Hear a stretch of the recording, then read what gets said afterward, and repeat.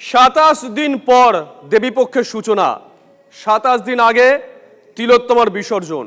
সন্তানহারা বাবা মায়ের পাশে দাঁড়িয়েছে গোটা বাংলা। মধ্যরাত এখনো থিকথিকে ভিড় গোটা বাংলার বিভিন্ন প্রান্তে। দোরে দোরে প্রতিবাদ আর মোড়ে মোড়ে শঙ্খনাদ। ছবিগুলো দেখাচ্ছি। মঞ্জিরা আমাদের সঙ্গে রয়েছেন, আমাদের সহকর্মী লাইভে। মঞ্জিরা।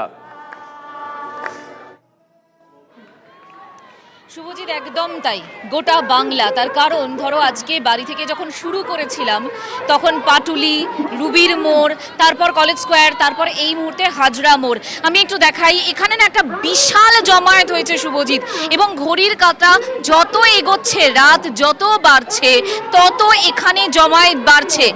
এই অঞ্চলের বেশ কয়েকটি স্কুলের প্রাক্তনীরা প্রথমে জমায়েত করেছিলেন, তারপর এখানে সাধারণ মানুষ তারা এসে ভিড় করেছেন। আমি একটু পিকুকে বলবো, আমার ক্যামেরা পার্সন, যে এখানে যেহেতু একটা গুরুত্বপূর্ণ মোড়, তো হাজরা মোড় শুভজিৎ, এখানে প্রচুর পুলিশও মোতায়েন রয়েছে যাতে কোনো রকম অপ্রীতিকর ঘটনা না ঘটে, কিন্তু দরকার হচ্ছে না। একেবারে শান্তিপূর্ণ একটা প্রতিবাদ হচ্ছে, জমায়েত হয়েছে, যেখানে অনেকে বক্তব্য রাখছেন, গান গাইছেন এবং বেশ কিছু লেখাও চলছে। শুভজিৎ, আমরা প্রথম দিন থেকে প্রশ্ন তুলেছিলাম, এরাও প্রতিবাদ করছেন, এরাও প্রশ্ন তুলছেন। একটু কথা বলি, কি লিখছেন? এখানে লিখছি, কি লিখছেন? আমাদের মেইন বক্তব্য হলো আমাদের তিলোত্তমা, যার এত বড় একটা জিনিস হয়ে গেল। আমরা কি প্রত্যেকটা মেয়ের জীবনে এরকম হচ্ছে না? আমরা প্রতিদিন যে রাস্তায় বেরোচ্ছি, আমরা প্রত্যেক দিন যে মোলেস্ট হচ্ছে, এগুলো কি আমাদের নিউজে কটা আসছে? কে কটা ফাইল করছে? আমরা কি ধর্ষিত হচ্ছি না? আমাদের গায়ে কি টাচ হচ্ছে না? কিন্তু আমাদের মতন এরকম দাদারাই, যারাই আমাদের পাশে এসে সাপোর্ট করছেন, শুধুমাত্র তিলোত্তমার জন্যই নয়, আমাদের জন্যও করে যাচ্ছেন। একদম মহিলা পুরুষ নির্বিশেষে। আমি একটু এদিক দিয়ে আসি, কি লিখছেন? এখানে লেখা আছে, এ দোষীদের বলি চাই, এ যুগেও কালি চাই। এখানে আমাদের মায়ের সত্যি দরকার আছে, কারণ এটা যেটা হয়েছে সেটা আমাদের পরিবারের যে কারোর সাথে হতে পারে, আর আমরা জানি না এটা কখন কার সাথে হয়ে যাবে। তো এখানে আমরা একজনের কাছে আশা করতে পারি না, সেটা হচ্ছে মা কালী।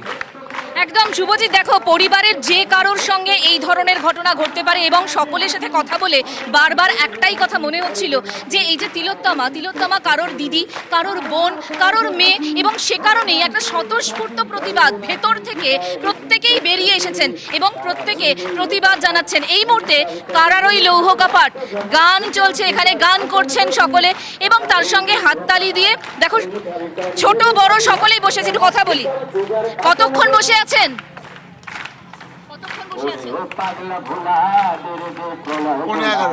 কতক্ষণ বসবেন? এখন 12:30। বয়সটাও তো খারাপ, 67 হার্টের পেশেন্ট। তাও বসে আছেন? চেষ্টা করবো ভোর 4টে অবধি, যদি পারি তাহলে আগে চলে যাবো। আরো যদি নামতে হয় পথে, রাত দখল করতে হয়, নিশ্চয়ই আমরা নামবো প্রত্যেক দিন, শেষ দেখবো। তবে অ্যাডভোকেট হয়ে এই কথাটাই বলছি যে যতই দেরি হোক, জাস্টিস, প্রশাসন, পুলিশ সাবধান। আমরা এখানে থাকবো, আমরা গার্ডরেল টপকাবো না ওইদিকে, কারণ একদিকে ম্যাডামের বাড়ি আর একদিকে তবলা গলি, আমরা ওদিকে যাবো না, আমরা এখানেই থাকবো। শুনলে শুভজিৎ, শান্তিপূর্ণ জমায়েত, গার্ডরেল কেউ টপকাবেন না। জাস্টিস ফর তিলোত্তমা। কতক্ষণ বসবেন? সারা রাত। আরো যদি এরকম রাত জাগতে হয়? Absolutely, we will be there. We will be there. বারবার এরা বলছেন, এবং এরা থাকবেন, এরা আছেন, আরো ছোটরাও আছে। কতক্ষণ আছো? 1 ঘন্টা। এটা কি লিখেছো? বিচার চাই। নিজে লিখেছো? কি লিখেছো পড়ো তো। বিচার চাই মঞ্জিরা, আমরা দেখছি বুঝতে মধ্যরাতেও থিকথিকে ভিড় শুধু শহর কলকাতা নয়, গোটা বাংলার বিভিন্ন প্রান্তে। দোরে দোরে প্রতিবাদ আর মোড়ে মোড়ে শঙ্খনাদ। হীরক রয়েছেন বাঁকুড়া থেকে, আমাদের সহকর্মী হীরক। तो खुद की खोज में निकल শুভদেবী, দেখো 10:30টার সময় তোমার সঙ্গে যখন কথা হচ্ছিল তখনও দেখাচ্ছিলাম যে বাঁকুড়ার মাচানতলা কীরকম লোকারণ্য, অসংখ্য মানুষ শহরের বিভিন্ন প্রান্ত থেকে বিভিন্ন পেশার বিভিন্ন শ্রেণীর মানুষ তারা এই বাঁকুড়ার মাচানতলায় এসে জড়ো হয়েছেন, প্রতিবাদে সামিল হয়েছেন। তারা বারবার একটা কথাই বলছেন, তারা যেটা চাইছেন যে বিচার চাই। আর বিচার কত দেরি হবে বিচারের, আর কতদিন গেলে পরে তিলোত্তমার বিচার পাবে, তিলোত্তমার খুনিরা ধরা পড়বে, সেটাই কিন্তু এই মুহূর্তে তুমি দেখতে পাচ্ছ যে 12:30 প্রায় পেরিয়ে গেছে এবং এখনো পর্যন্ত কিন্তু অসংখ্য মানুষের যারা 9টা থেকে কার্যত প্রতিবাদের রাস্তায় নেমেছিলেন তারা এই মুহূর্তে এখনো পর্যন্ত বাঁকুড়া শহরের অন্যতম প্রাণকেন্দ্র মাচানতলায় তারা রয়েছেন।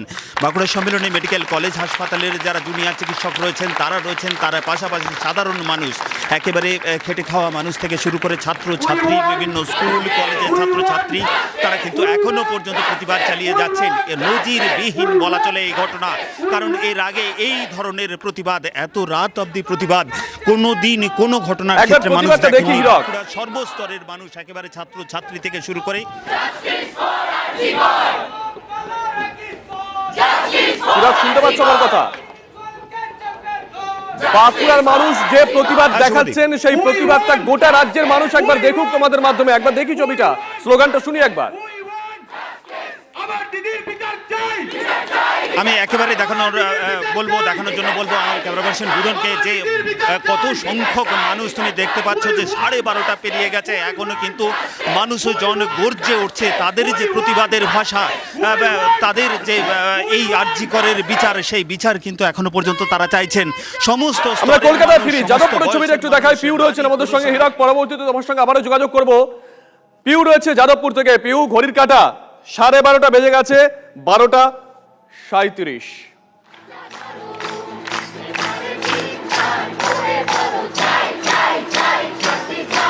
শুভজিৎ, আমি তোমাকে আগেই বারবার বলেছি যত রাত গাঢ় হচ্ছে গলার স্বর তত চড়ছে। এখানে বেলাচাও আস্তে আস্তে গান, কবিতা, আবৃত্তি, স্লোগান আরো জোরালো হচ্ছে। আমি একটু শোনাই।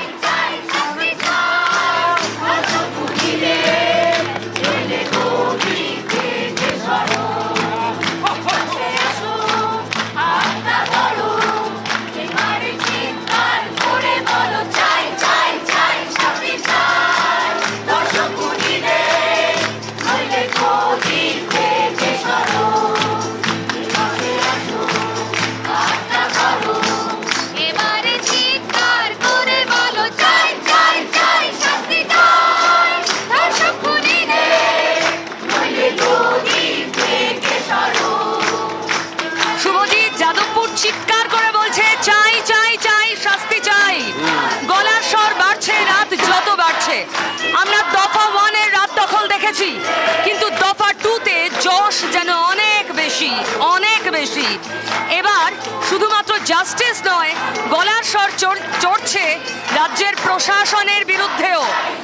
রাত যত বাড়ছে সেই গলার স্বর আরো জোরে হচ্ছে। গায়ক শিল্পীরা আসছেন, সাধারণ মানুষ আসছেন, যে যেভাবে যতটুকু পারছেন কন্ট্রিবিউট করার চেষ্টা করছেন এই আন্দোলনে। যাদবপুর অন্তত তার এক টুকরো প্রমাণ।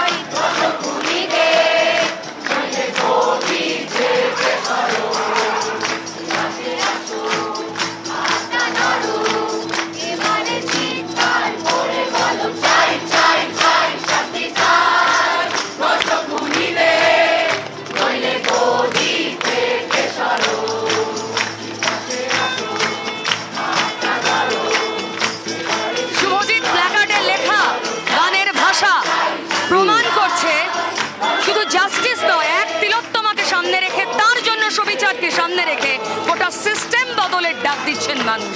যাদবপুর তার প্রমাণ। পিউ তোমার মাধ্যমে আমরা দেখছি সেই ছবি, গোটা রাজ্যের মানুষ, গোটা দেশের মানুষ এই ছবি দেখছে। যাদবপুরের ছবি, ঘড়ির কাঁটা যখন 12:40। দেখুন এই ছবি, শহর কলকাতার ছবি। তিলোত্তমার সহনাগরিকরা তারা প্রতিবাদে সামিল হয়েছেন। রাত বাড়ছে কিন্তু তারা ক্লান্ত নন। তারা একটাই কথা বলছেন, চাই চাই চাই, বিচার চাই।